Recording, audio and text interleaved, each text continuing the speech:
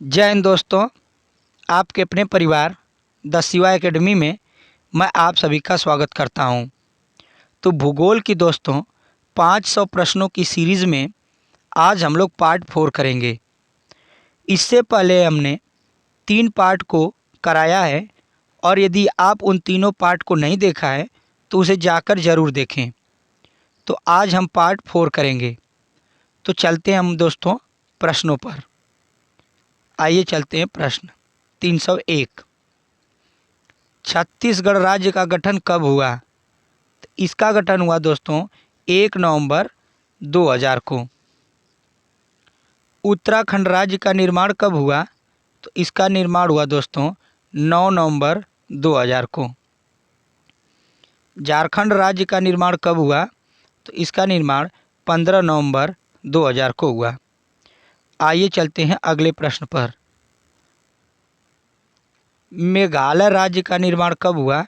तो मेघालय राज्य का निर्माण मेरे दोस्तों 1970 में हुआ। हिमाचल प्रदेश राज्य का गठन कब हुआ? तो इसका गठन हुआ मेरे दोस्तों 1971 में। आइए देखते हैं अगला प्रश्न। प्रश्न 306। मिजोरम व अरुणाचल प्रदेश राज्यों का निर्माण कब हुआ था? तो इसका निर्माण हुआ मेरे दोस्तों 1987 में। नागालैंड राज्य का गठन कब हुआ? तो इसका गठन 1 दिसंबर 1963 में हुआ।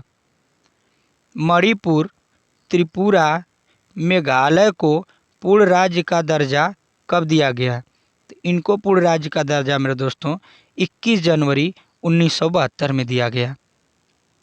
आइए चलते हैं अगले प्रश्न पर। प्रश्न 309। कोया जनजाति किस राज्य से संबंधित है? तो कोया जनजाति मेरे दोस्तों आंध्र प्रदेश से संबंधित है। मिजो जनजाति किस राज्य से संबंधित है? तो ये मिजोरम राज्य से संबंधित है। पनियान व इरुल जनजाति किस राज्य में निवास करती है? तो ये निवास करती है मेरे दोस्तों तमिलनाडु में, पनियान व इरुल जनजाति। आइए देखते हैं अगला। आओ जनजाति किस राज्य से संबंधित है दोस्तों? तो आओ जनजाति असम राज्य से है। टोडा जनजाति कहाँ पाई जाती है? तो यह पाई जाती है मेरे दोस्तों नीलगिरी पहाड़ियों में। भारत की सबसे बड़ी जनजाति कौन सी है? तो भारत की सबसे बड़ी जनजाति है दोस्तों गोंड। सोमपेन नामक जनजाति किस राज्य से संबंधित है? तो यह संबंधित है दोस्तों अंडमान निकोबार द्वीप समूह से, सोमपेन। आइए चलते हैं अगले प्रश्न पर। अगला प्रश्न दोस्तों ब्ररली व डोडिया जनजाति किस राज्य से संबंधित है? तो यह संबंधित है दोस्तों दादरा व नगर हवेली में। चकमा व हलमात किस राज्य की जनजातियां हैं? तो यह दोस्तों त्रिपुरा राज्य की जनजातियां हैं, चकमा व हलमात। ईश्वर का निवास स्थान किस नगर को कहा जाता है? तो प्रयाग को मेरे दोस्तों ईश्वर का निवास स्थान कहा जाता है। आइए चलते हैं अगले प्रश्न पर। 5 नदियों की भूमि किसे कहा जाता है? तो 5 नदियों की भूमि दोस्तों पंजाब को कहा जाता है। भारत का सबसे लंबा सड़क पुल कौन सा है? तो यह है दोस्तों नेहरू सेतु, बिहार में सोन नदी पर है भारत का सबसे लंबा सड़क पुल। भारत का सबसे बड़ा म्यूजियम कौन सा है? तो इंडियन म्यूजियम, जो कहाँ है मेरे दोस्तों कोलकाता में है, भारत का सबसे बड़ा म्यूजियम।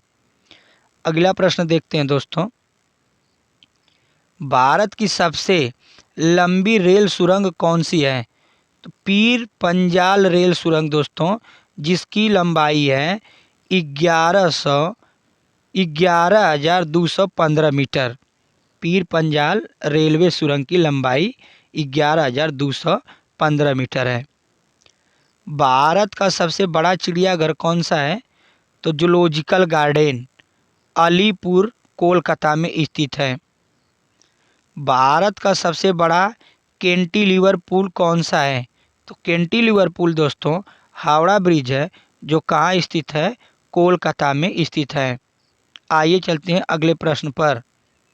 प्रश्न 325।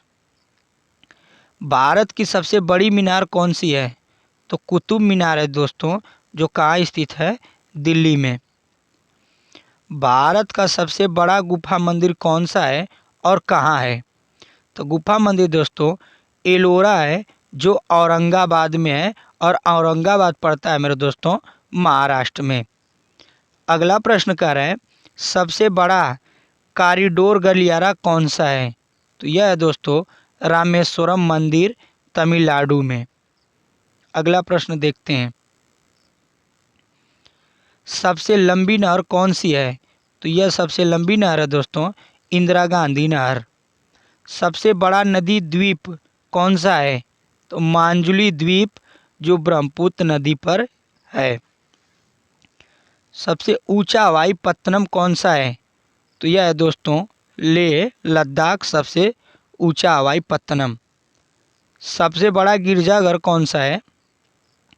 तो यह है दोस्तों सेंट कैथेड्रल, जो गोवा में स्थित है। Saint cathedral. अगला प्रश्न देखते हैं। क्षेत्रफल के अनुसार सबसे बड़ा जिला कौन सा है? कच्छ जिला है दोस्तों, जो गुजरात में स्थित है। सबसे ऊंचा गुरुत्वीय बांध कौन सा है? तो सबसे ऊंचा गुरुत्वीय बांध में दोस्तों भाखड़ा बांध है। भारत की सबसे ऊंची मूर्ति कौन सी है?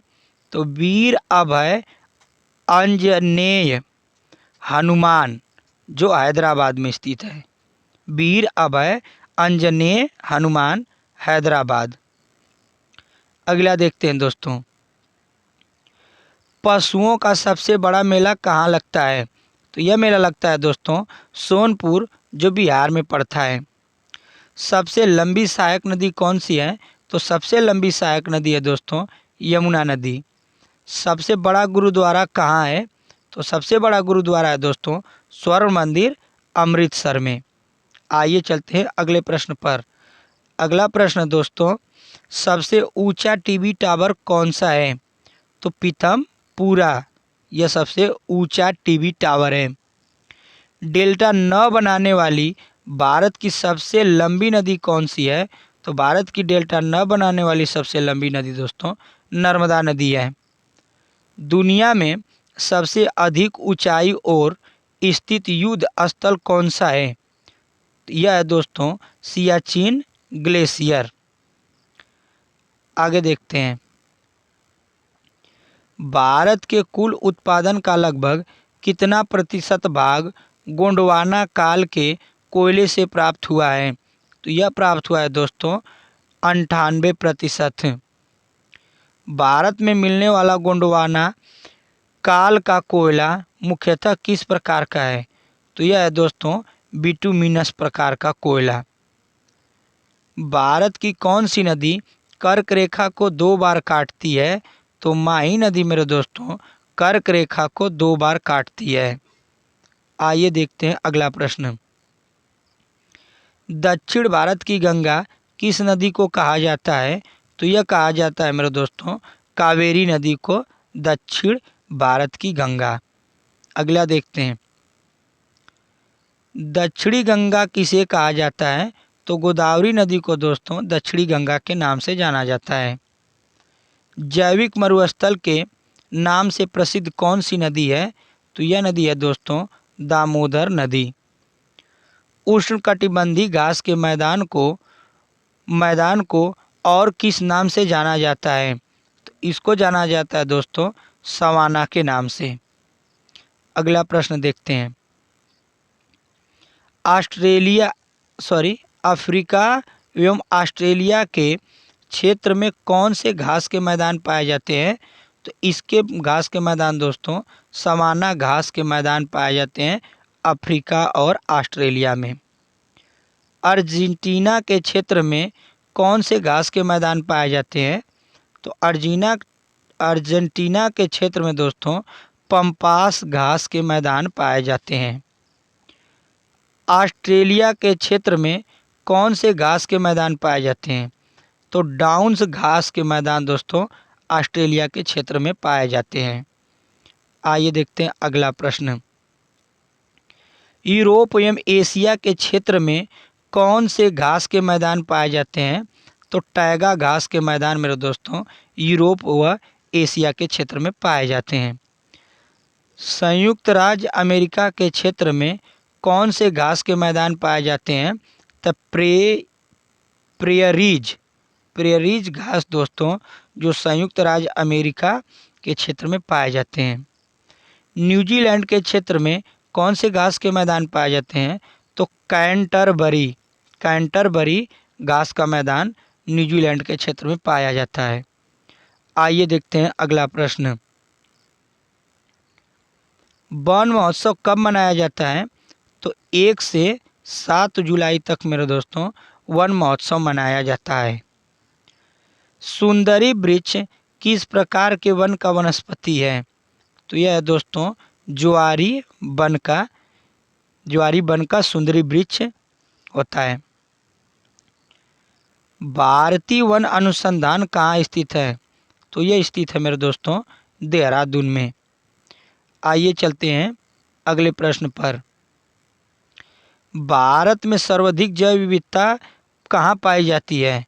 शांति घाटी में मेरे दोस्तों सबसे अधिक जैव विविधता पाई जाती है। कैबूल लामजाओ नेशनल पार्क कहाँ स्थित है?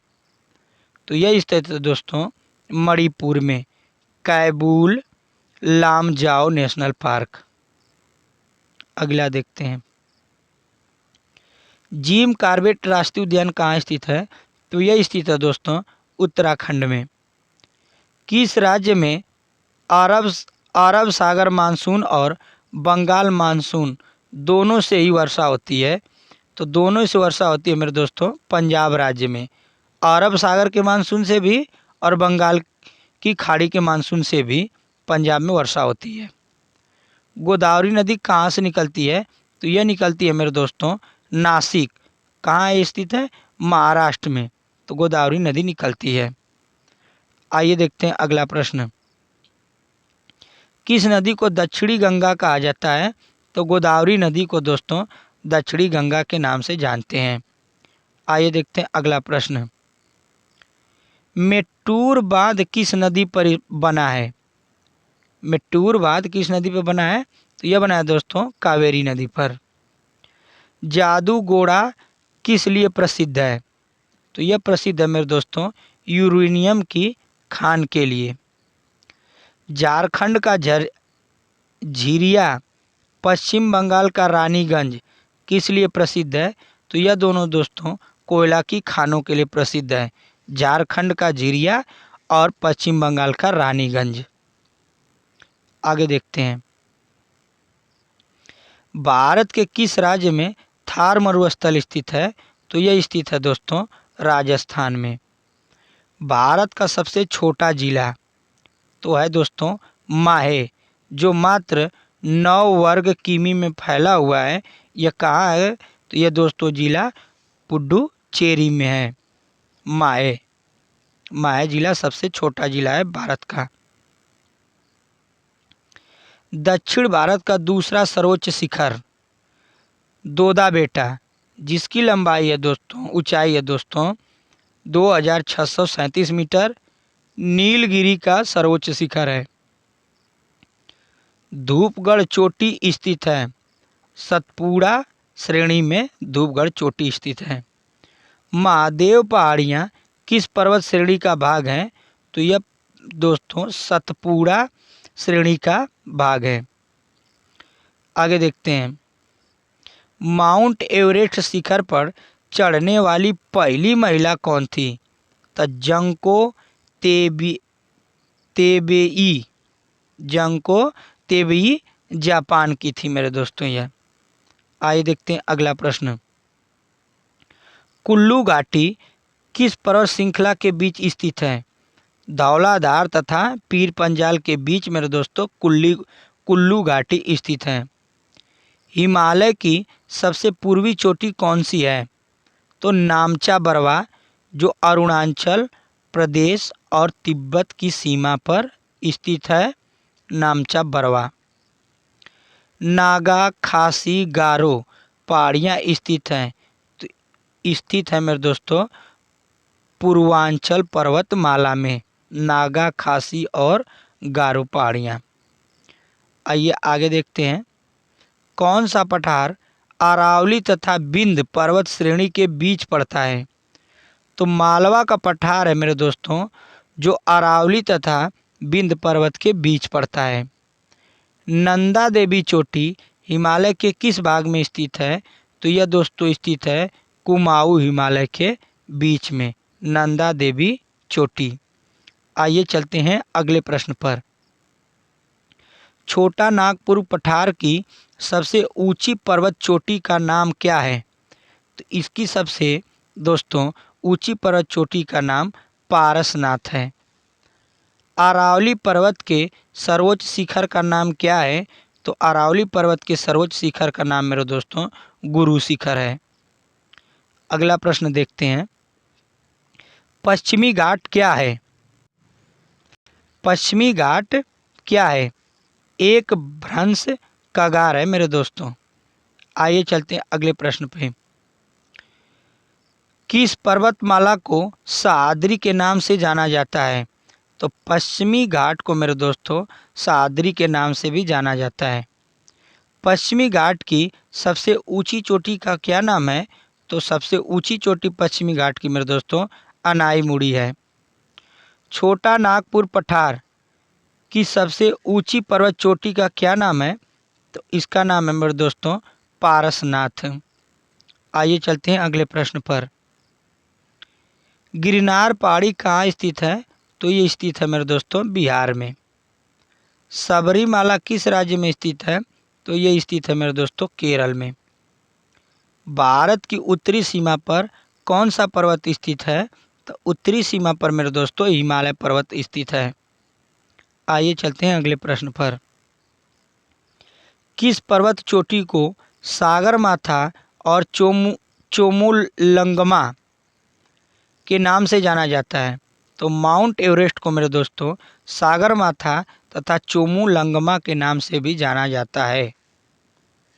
भारत के उत्तर पश्चिम में कौन सी पर्वत शिखर स्थित है? तो इसके उत्तर पश्चिम में दोस्तों अरावली पर्वत स्थित है। आइए देखते हैं अगला प्रश्न।